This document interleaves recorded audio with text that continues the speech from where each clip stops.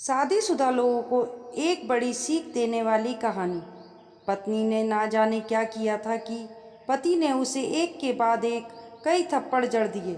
हमेशा हर सिचुएशन को शांति से हैंडल करने वाली पत्नी भी इस बार इतनी अशांत हो उठी कि उसने अपनी चप्पल ही निकाल कर पति की ओर दे फेंकी।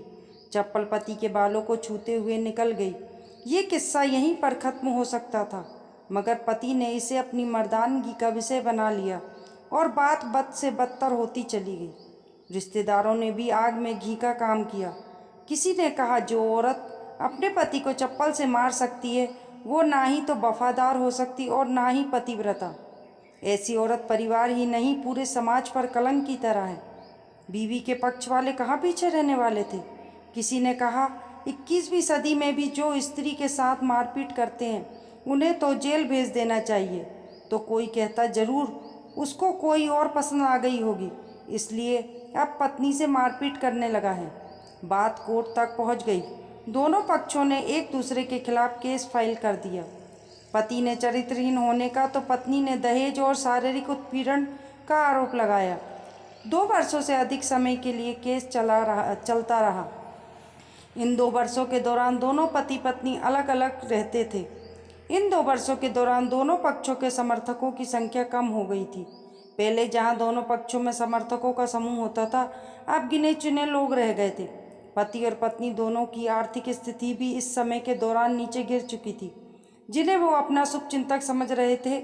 पैसों की बात आते ही उन्होंने भी अपना पल्ला झाड़ लिया था। अगर कोई देने को राजी भी हुआ तो मोटे ब्याज की शर्त पर। आखिरकार वही हुआ जो सब चाहते थे, डाइवोर्स। हर कोई खुश था, दोनों पक्ष के रिश्तेदार, उनके माता पिता और दोनों के वकील। लेकिन 5 साल की सुखद शादी और एक सुंदर बेटी होने के बाद मिले इस डाइवोर्स से पत्नी मूक थी और पति शांत। शायद ये इत्तेफाक ही था कि इस खुशी को मनाने के लिए दोनों पक्षों के लोग एक ही चाय की टपरी पर बैठे आमने सामने। इत्तेफाक इसलिए क्योंकि ज़्यादातर लोग जो एक दूसरे के विरोध पक्ष को सपोर्ट कर रहे थे वे एक दूसरे को अच्छे से जानते भी नहीं थे। पति पत्नी भी इन सभी से दूर एक दूसरे के सामने मेज पर बैठे। पत्नी ने पति से कहा, अब तो खुश होगे ना, तुम्हारे मन की जो हुई है, मुबारक हो, तुम भी तो आज जीत गई हो। मुझे तलाक तो तुम्हें भी तो मिल गया, कॉन्ग्रेचुलेशन टू यू टू। पति ने कहा, तलाक को तुम जीत का प्रतीक समझते हो? पत्नी ने पूछा। पति चुप रहा। थोड़ी देर की शांति के बाद पति ने कहा, मुझे तुम्हें 5 लाख रुपए अभी और हर महीने 8,000 देने का आदेश है।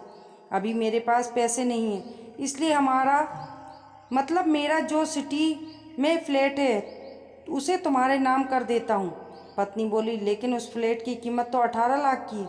हाँ, लेकिन हमारी बेटी तुम्हारे साथ है और आगे जाकर उसके खर्चे भी बढ़ेंगे, तुम्हें थोड़ी आसानी होगी। पति ने कहा, नहीं नहीं, मुझे सिर्फ 5 लाख ही देना, और तुम हर महीने 8,000 तो देने ही वाले हो, मैं मैनेज कर लूँगी।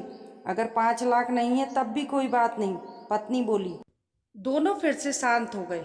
पति सोचने लगा, कितनी भोली और समझदार है ये औरत, जो कुछ समय पहले एक तक मेरी पत्नी थी और अब अनजान। ये वही है जो कम से कम खर्चे में घर चलाती थी और पैसे बचाकर मेरे जन्मदिन और बर्थडे पर हमेशा मेरे लिए नए कपड़े खरीद लाती। कभी बीमार भी हो जाती तो पैसे बचाने के लिए मुझे मालूम ना होने देती और घरेलू नुस्खे से अपना इलाज कर लेती। मगर घर में कोई और बीमार होता तो तुरंत डॉक्टर के पास लेकर जाती। मेरी हिम्मती मारी गई थी, मैं ही अपनी झूठी मर्दानगी के चक्कर में इतनी बड़ी गलती कर बैठा। पत्नी के दिमाग में भी उथल पुथल चल रही थी। अभी भी वैसा का वैसा ही है, पहले भी खुद से ज़्यादा हमारे बारे में सोचता था और अब भी वही कर रहा है। ये वही आदमी है जो मुझे एक्सीडेंट से बचाने के लिए खुद मोटरसाइकिल के आगे कूद पड़ा था और अपनी उंगली तुड़वा बैठा था। पता नहीं कौन सी मनहूस घड़ी में मैंने झगड़ा कर बैठी। पति ने मौन तोड़ते हुए पूछा, अब तुम्हारे कमर का दर्द कैसा है? ज़्यादा तकलीफ तो नहीं होती? पत्नी हल्का सा मुस्कुराई और बोली, अभी भी होता है, अब तो पेट में भी क्रम्स उठते हैं। वो तो होगा ही, तुम योगा या कसरत भी तो नहीं करती हो, आप किसी गायनोलॉजिस्ट को ज़रूर दिखाना। पति ने कहा, तुम बताओ तुम्हारा अस्थमा कैसा है, अब क्या अब भी दौरे पड़ते हैं? पत्नी ने पूछा। हाँ पड़ते हैं, पहले से ज़्यादा, क्योंकि अक्सर इनहेलर भूल जाता हूँ। याद दिलाने के लिए तुम जो नहीं हो अब। पति बोला। पत्नी की आंखों में आंसू आ गए। वो बोली, तुम्हें मेरे चरित्र पर सवाल नहीं उठाने चाहिए तो ये परिस्थिति आती ही नहीं। हाँ, मैं जानता हूँ तुम बहुत अच्छी हो, मुझसे गलती हो गई, बहुत बड़ी गलती। मैं लोगों के बहकावे में आ गया था। पति बोला। तुमने भी तो मुझ पर दहेज का इल्ज़ाम लगाया था। वो बोला। गलत था और इस बात का मुझे भी पछतावा हुआ। पत्नी ने कहा। पति कुछ कहना चाह रहा था लेकिन हिचकिचा रहा था। पत्नी ने कुछ कहना चाहते हो तो बोला, क्या सब पहले जैसा नहीं हो सकता? क्या मतलब? पत्नी बोली। मतलब कि हम फिर से पहले की तरह पति पत्नी बनकर, सच्चे दोस्त बनकर नहीं रह सकते? पति बोला। पर ये डाइवोर्स के पेपर दिखाते हुए पत्नी ने कहा। फाड़ देते हैं। पति ने अपने पास रखे डाइवोर्स के पेपर फाड़ते हुए कहा। पत्नी ने भी अपने पास रखे पेपर फाड़ दिए। सभी हैरान थे। वकील, रिश्तेदार और माँ बाप, पति पत्नी दोनों एक दूसरे के हाथ में हाथ पकड़े अपने घर की तरफ चले गए। दोस्तों, ये कहानी उन हर पति पत्नी के लिए बड़ी सीख है जो छोटी छोटी बातों पर लड़ते और इन झगड़ों को बड़ा बना के अलग होने का डिसीजन लेते हैं। प्यार और झगड़ा तो एक सिक्के के दो पहलू की तरह है।